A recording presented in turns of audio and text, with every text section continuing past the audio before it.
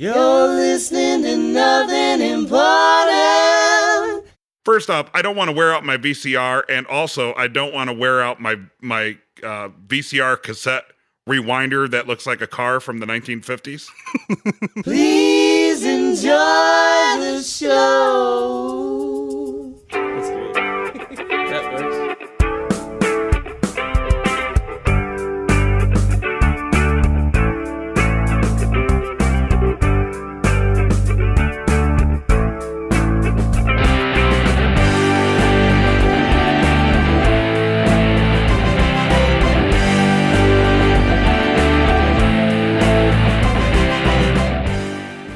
And I'm recording. Cool. Brian just texted. I guess it's 9:15. There's a small setback. So 9:15 is when the call is happening. So Right on. Right on. So way to pass that information along. Ugh. So Mike, small setback. Robbie's calling 9:15. Okay. So before Brian gets on, since he's not involved in this, how'd your fantasy league go? Fantasy season. Oh, hilariously terrible. Really? On my 5 yeah. teams, I got a championship and 2/3. Oh, nice. I got in the smaller league. I got what was it? 8th place or 9th place. So just missed the playoffs. Oh. And then in the larger one, that was the keeper league that I kind of just joined. I was the proud owner of last place. Oh man, I did get a last all place in the regular season. Playoffs allowed me to get higher than I think 12th out of 14. Ooh. Yeah, last out of 14 is pretty terrible.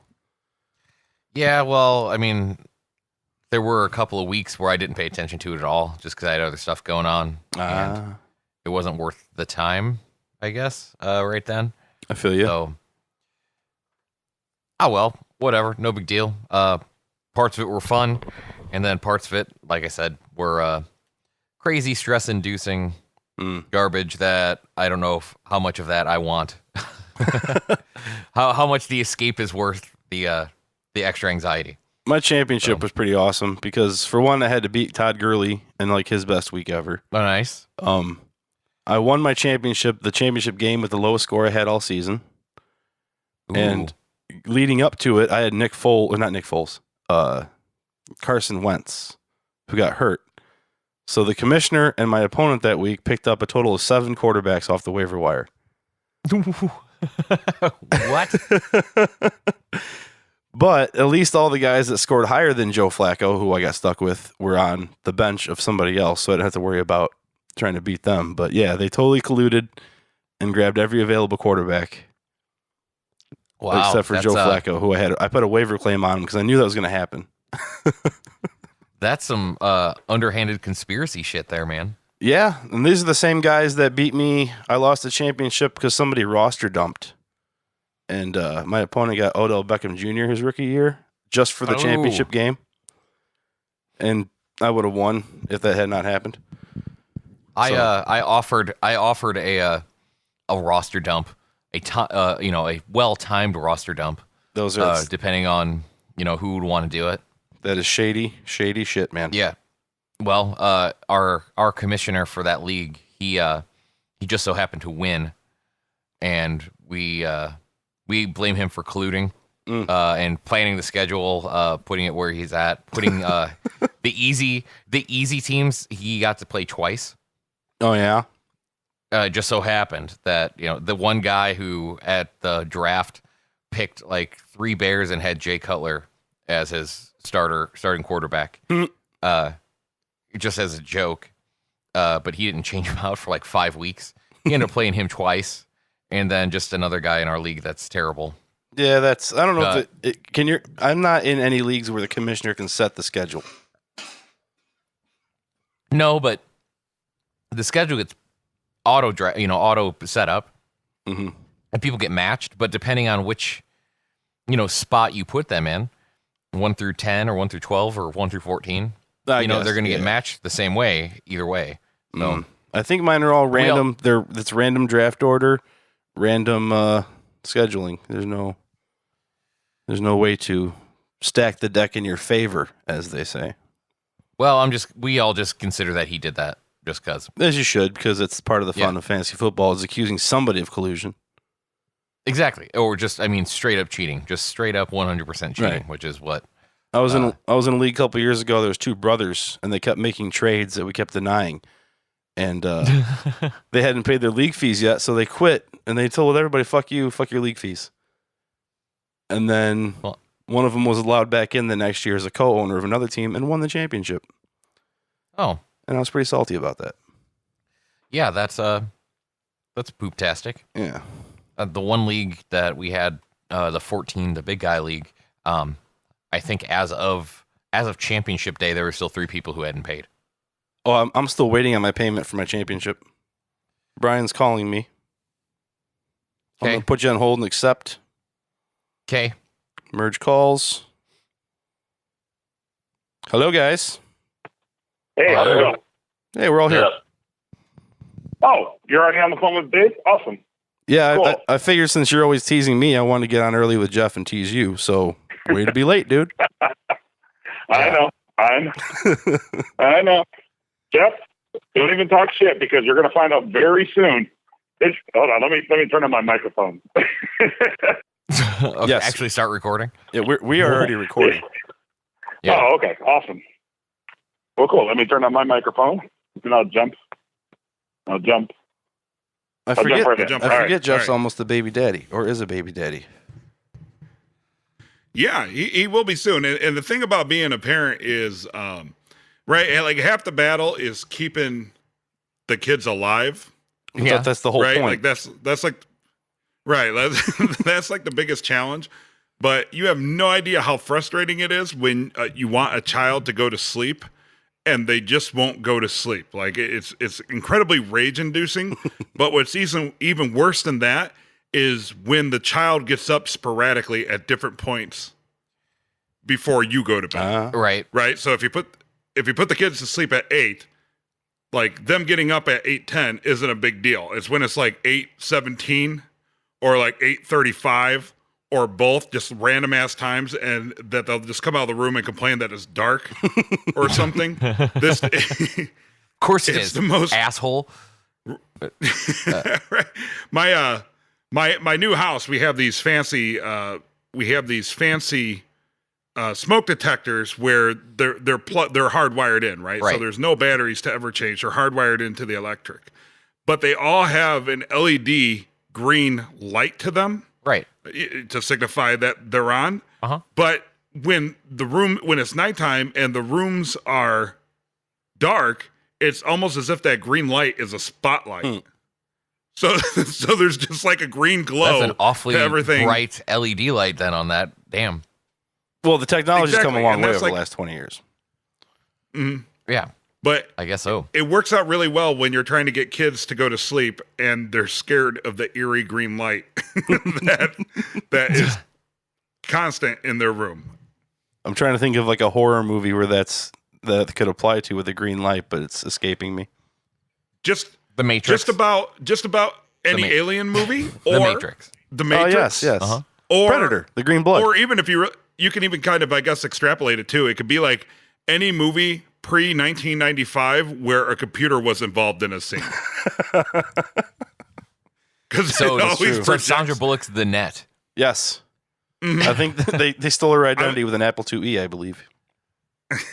I'm No, always right. really amused by how people at one time thought that computer monitors were projectors. And it would just like first off, that's not even very secure. And it's always like in a hacking scene when somebody has to like hack into a system, but it seems to me it wouldn't be very secure because all somebody would have to do is look at your face from the other side or through a window and they'd be able to see exactly what you're doing because it projects on their face. Yeah, I've never understood that personally, but hey, whatever. I mean, whatever. If I don't get how people have projectors and they just stare in them at your house like you do, Brian, when you're watching TV on your big projector. Well, actually, the Avengers is on right now, and you reminded me of how Iron Man just kind of grabs the air. And that's the screen? No? Is that a thing?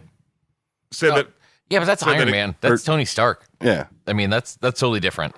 He's got a whole other set of technology. I don't understand. So what's weird about the projector? Lenses. Right, but it's not like I'm sticking my face in the projector. I'm looking at a projector screen. Why not? It's not like I'm looking at a pre-1995 computer monitor. Well, apparently, like I guess my dad's cell phone has a projector on it now. Really? Yeah, it's a thing. Yeah, they make so. It's like I know the Moto, you can get a projector for it, and I what think he there's has. another one too. Yeah, he's got a The motor. Moto. So, but I didn't ask. Does the phone itself project, or do you hook a projector up to it? So the Motos are weird. It's like modular. So you get like a phone piece that's got like the screen on it and everything. And then instead of like taking the battery off of the back, you actually put on other shit to it. Oh, okay. Like you can put on a projector, you can put on speakers that are bigger, louder speakers. You can put on That a makes camera sense because he that pulled the zooms. back off. He's like, "Look, the back's magnetic. I don't know what the hell this does, but now I can tell him it's for accessories." Yeah. Believe it or not, Pizza Hut not too long ago came out with a box that like worked as a projector. But I swear to God, as a pizza box, you could stick your cell phone in it, and it would project a movie, and then you could have pizza and a movie just about That's anywhere. kind And of it was genius. And it was supposed to be like less quality than a tube TV from the 40s. Like their pizza. Your video quality is as good as your pizza quality. Exactly. Well, gentlemen, this is actually our first podcast of 2018 and the first in quite a while for any of us. Fun fact, Jeff and I still have not done a season finale podcast for Plumbus Among Us for the season 3 finale of Rick and Morty. Yeah, We're just trying to keep everyone on edge. one of my For our friends. thoughts. One of my friends is a fan of your show and the show No. itself, and he gave up. He's like, "Yeah, screw it. It's not coming out." I was like, "I don't know. Oh no. It's coming out. Trust us. It'll be there. I will It's just, concede. Yeah. I will concede it's just- that show's pretty genius, guys. You win. You win." Like, Yeah, you thank finally you. fell down the rabbit hole, huh? I haven't like sat down and watched it's- it, but in passing, it's happened to me a few times, and it's pretty goddamn funny. All right. And what we're doing is it's not like we don't have plenty of time because they estimate that season 4 will be out in sometime like late 2019. Oh wow! So Right. we have a while. Hell, Better Call We have Saul a will little be out bit of before time. then. Right, and that's all the way in September. And speaking of Better Call Saul, as far as It's All Good Men is concerned, I'm starting my push to start chatting with some of the folks on that. Cool. And I actually not too long ago sent an email to Patrick Fabian so we could do Jib Jab with PFAB. PFAB. Yeah. All right. Totally one of the nicest guys that we've ever talked to. Mm-hmm. And Absolutely. if he comes on the show, he will overtake Owen Benjamin because right now they're tied for Most appearances. amount of time guesting on our show. Well, I hit Owen up, but that was in May, and he never responded. Well, I wanted him to have him on a fourth He's- time. he's become pretty damn funny. I don't know if you follow his Twitter, but he put out a tweet for the fans to vote if he should have a mustache. And of course, everybody's like, "Yeah, Owen Benjamin, you should totally grow a mustache." Well, he ain't So- tweeting now. So he grew a Hitler mustache and made it his profile picture. And when people started freaking out about it, he wanted to know why everybody was upset with his Charlie Chaplin mustache. That's exactly what I was thinking. I mean, the guy is a great silent film legend. Do you know that Owen is Exactly. currently in Twitter jail? I don't even know what that is. There's his new episode. I listened to it today. He was very, very emotional. And he's banned from Twitter for 7 days, and his next offense will get him banned for life. Oh wow. For what? Some bullshit, funny, homophobic remarks about John Oliver. Who's John Oliver? One of those liberal comedians that makes fun of Trump. I put those all in the same well, group. You're Samantha Bee, last John week Oliver. Yeah, last week tonight. I think it's the HBO show. Yeah, it's on Oh, HBO. I got who you're talking. Like, okay, look, like this once again is falling into. I used to when George Bush was president, I used to call this Bill Clinton territory, because like, or no, Jay Leno territory. Because have you noticed to this day, Jay Leno, like half of his jokes have to do with Bill Clinton getting a blowjob? Like he always has to reference Bill Clinton, even though Bill Clinton hasn't been president in like 20 years or whatever it is. Jay Leno hasn't George been on Bush TV in like 5 years, has he? No, he has a show about where he watches cars and he does all sorts of stand-up and stuff like that. But, so you don't know. So just to clarify, Brian, I need to stop this. Just to clarify, you don't know anything about like modern TV shows that are in the news and stuff like Last Week Tonight and these people, but you just admitted that you still watch Jay Leno's show about cars and washing cars and Busted. wearing denim jackets and denim shirts. Right, but in in my defense, they're all on VHS. Like I said, he hasn't been on TV in 5 years. Yeah, I'm kind and I rewind and then I just watch the same like 14 episodes because I didn't just get a VHS blank tape. I got the extended play where it's like 2.5 times the length of a standard VHS. That way, because I mean, first off, I don't want to wear out my VCR, and also I don't want to wear out my VCR cassette rewinder that looks like a car from the 1950s. Yeah, well, yeah, it's powered by Steam too, isn't it? Right. Well, both of those things are really hard to come by nowadays. I tend to forget that we used to live in a world where people bought a machine just to rewind your VHS tapes. Right. So you didn't get charged an extra $1 when you handed it back. And out of the unfactual fear of ruining the rewind mechanism in your actual VHS player. It was the most sensitive of the mechanisms.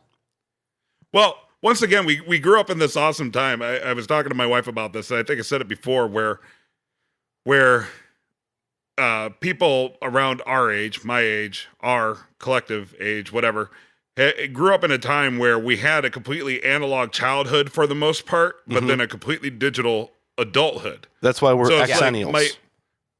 As Jeff mentioned before, I have a 100-inch projection screen in my basement. My daughters drive me crazy because if I pull up YouTube, they think the only way that a video is going to play is by running at the wall and slapping it because they think that it's touchscreen. My wife and I, we have a TV in our bedroom that's just full of snotty toddler handprints because they think the only way to turn up the volume or change the channel or look at anything else is just to slap the TV screen. Well, here's a question. Well, you should get them. Then you should get them a Betamax player that has a remote control that's on a cord, and attach that to a tube TV that's 19 inches, and then you have to slap it every once in a while to get the lines right, and just let them deal with that for like a month. Oh, first you got to watch. First, you got to mess the tracking up so they can have the pleasure of fixing the tracking. Right, of course. Right. Have your daughters ever even seen a cathode ray tube television? Yeah, at our grandmother's house, but they do the same thing there. They'll run up and slap it. And another fun thing is we got a Amazon Dot for Christmas. So my kids now they're think just screaming at stuff. yeah, like anything from the kitchen blender to the Nintendo to just about anything. They think they could just scream its name and ask it to do shit. They will someday. They will someday, just not today. Only I will say though, Alexa on the Amazon Dot, not a fan of racial slurs. Not a fan. Huh. I wonder how that came up. Well, it started because my wife was listening to it, and I was coming down the stairs, and my wife was in our kitchen. And as I walked by Alexa, I was like, "Hey Alexa, play Bitches Ain't Shit by Dr. Dre," because that's awesome. And then. Sure. And then it just progressively got more vulgar and ignorant just to see what the limits of Alexa are. But the great thing is whoever the master account on the Alexa is, it will send that person a list of questions and commands that were made to Alexa. Yeah. And do you guys use your mother's Alexa account? Right, yeah. So, no, but my wife will be like, Brian, why did you ask Alexa 4 times and then like X vulgar question? Like, she didn't listen the first 3 times. Exactly. Or, I found like fun ways to troll my family. Like I'll just randomly walk by and be like, "Hey Alexa, spell anti-disestablishmentarianism," and then of course it's like anti-disestablishmentarianism, A-N-T-I.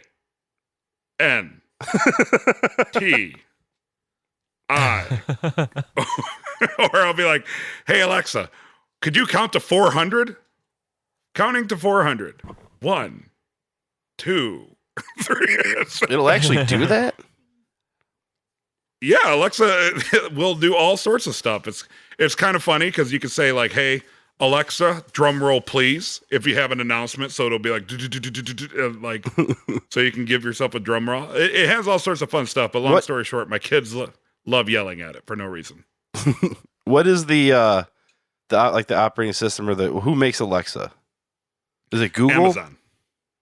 Would it be a It's Google Amazon. or Apple? So it's totally different. Because I know if you ask an Android, if you start singing, if you say "I see a little silhouette of a man," it will finish out the song Bohemian Rhapsody. Really? And I know That's awesome. If you ask that's an iPhone. If you ask an Android, So that's Siri then. yeah, that's Siri.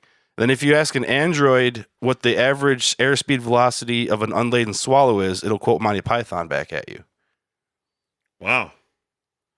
So That's they awesome. always have the little Easter eggs the developers throw in there. So you got to way find cool. out what Well, Alexa's is. Any moment now, we should have our guest of our first show of 2018, Robbie Lakeman, who is currently, as of about a week ago, the reigning Donkey Kong world champion. So he beat the guy we were supposed to have on before? Yeah, Wes Copeland. Yep. But it's amazing. It takes about 3.5 hours to even run up the score to the amount that he has to run the score. And where it gets really interesting is, the big joke is the Donkey Kong kill screen, because after like 200 something levels, the game will crash. So the farther you get into the game, it's now a race. You can't just like play infinitely because there's a definite end, because the game will crash. So it's a matter of running up your like little ways to run up your score before the game crashes on you. Interesting. And actually, I think that's Robbie Lakeman calling right now.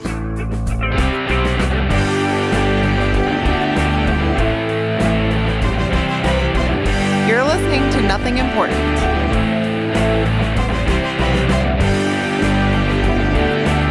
Yes? Jeff and Dave.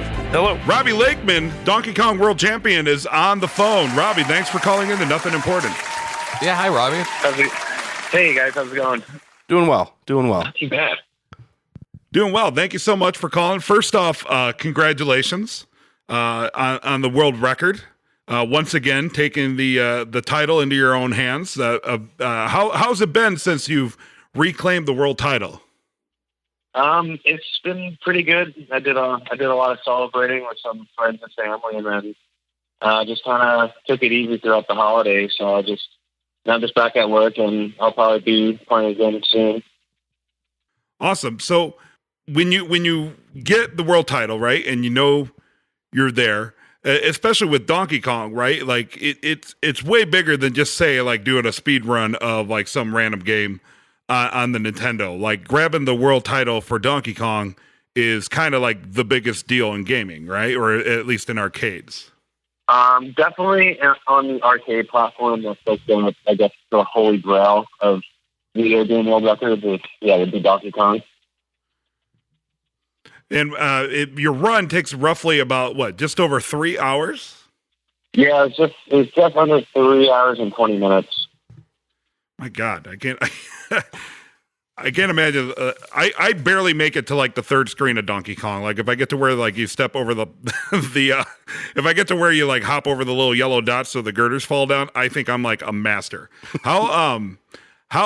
What made you decide to pursue like the Donkey Kong world record, or what attracts you to the game of Donkey Kong? Well, basically, I made a bar bet with a friend of mine to get into the top 20 in the world. He didn't think I could do it, so we made a bet, and I did that within about 9 months. And then I just kept going from there. I just got getting close to the end of the game, which they call the kill screen, and I went for that, and then 1,000,000 points wasn't too far away, so then I went for that, and as I got better and better, I was so close to the record, I just figured might as well keep going.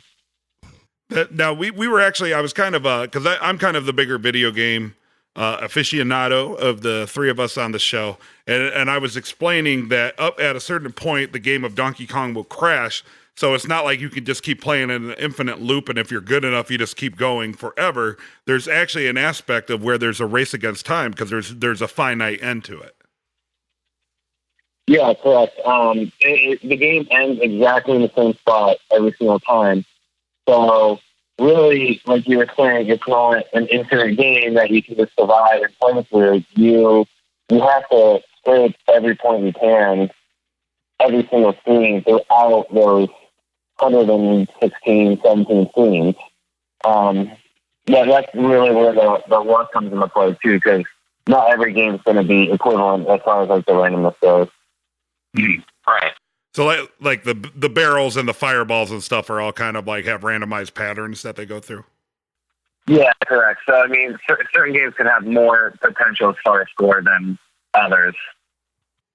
Gotcha. Is there ever like a certain point where you see the game and like you kind of look at the patterns and you think, man, there's no way I'm going to be able to get the high score, or like maybe see the patterns and you're like, all right, this is my game where I can do this?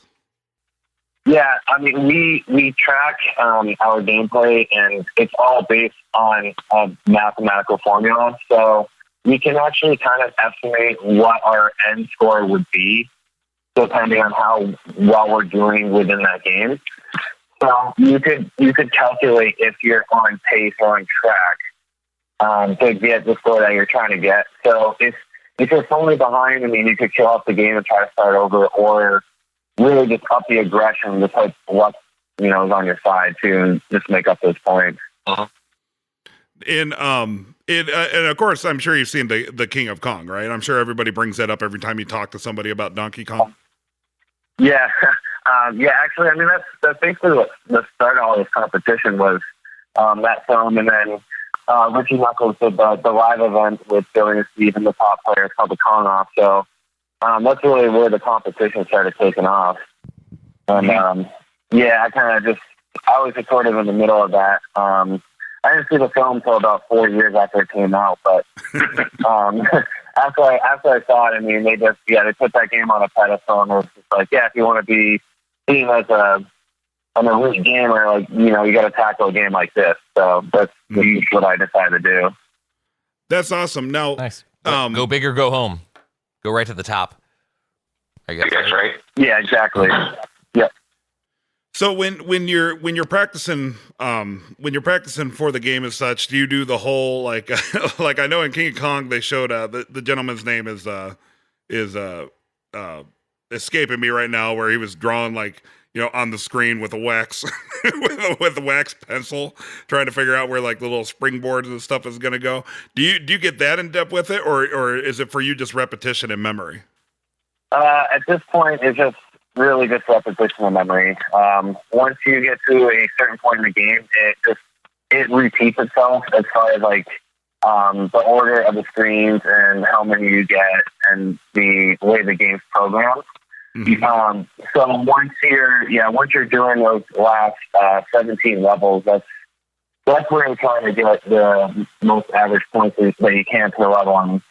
And that's like a big part of the formula, is getting as many points on each of those levels as possible. But yeah, the game is kind of hard because the higher levels are actually at the beginning of the game, like the early levels. Like level 1, the first scene is actually technically the hardest in the game.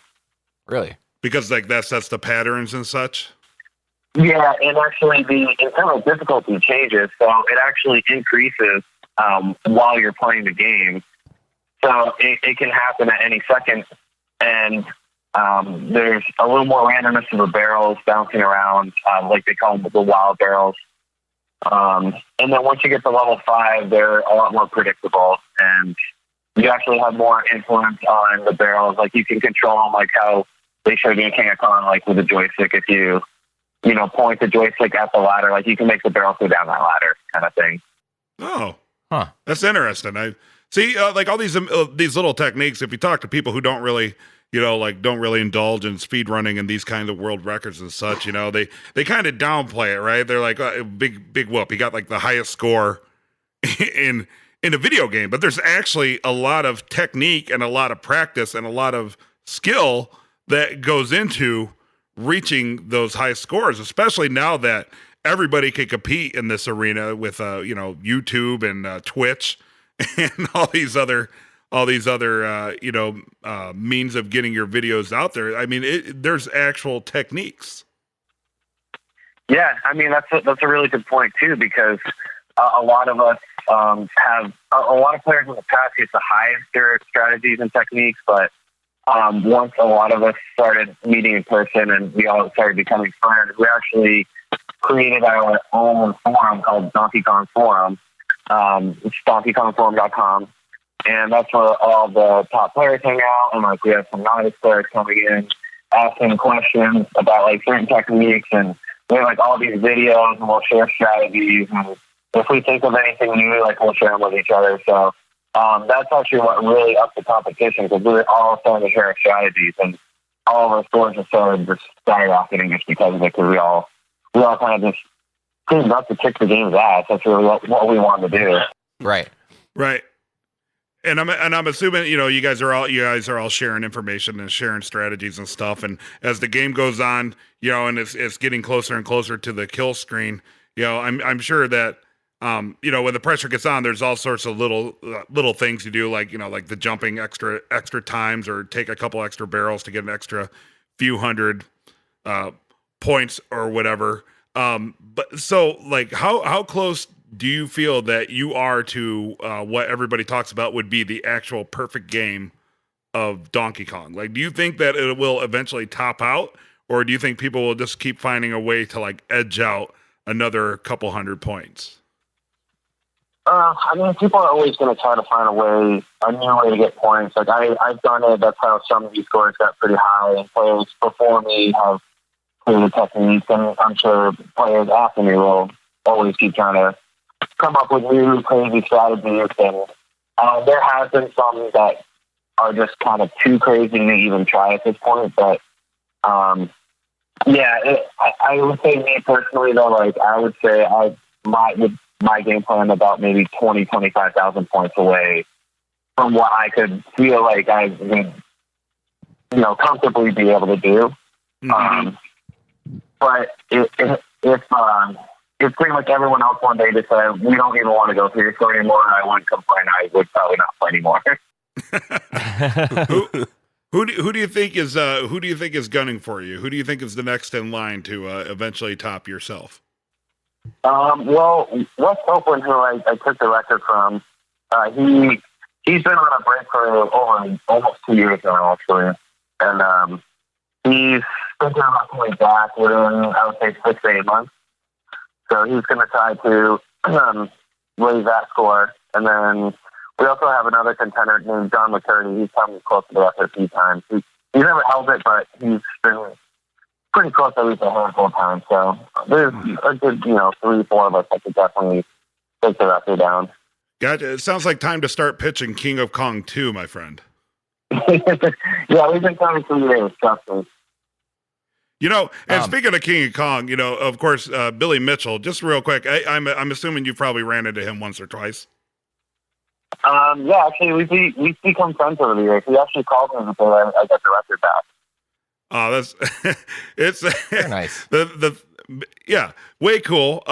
Billy Mitchell, I'm sure he's a super nice guy, but he always strikes me as somebody who wears a lot of cologne.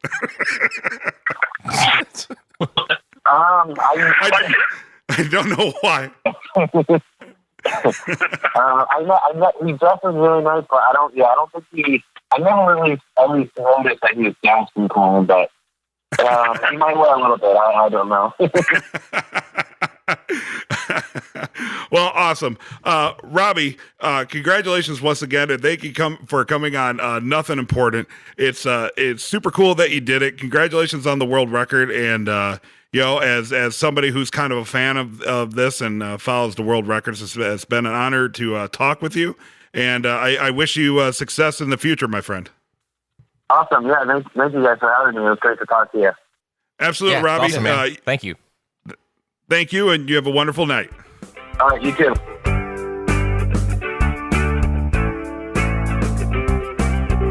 So that was Robbie Lakeman, reigning Donkey Kong world champ. Super cool dude. I think he's around our age. I didn't really ask him, but it's interesting to hear. He said he's 31, I think. Oh, okay. Or did he say? Or maybe I was just looking it up. Young buck. So yeah, he's about our age. Yeah. Way to start. Why don't you start a podcast late in life, nerd? Hey, I'll bet he had internet in high school.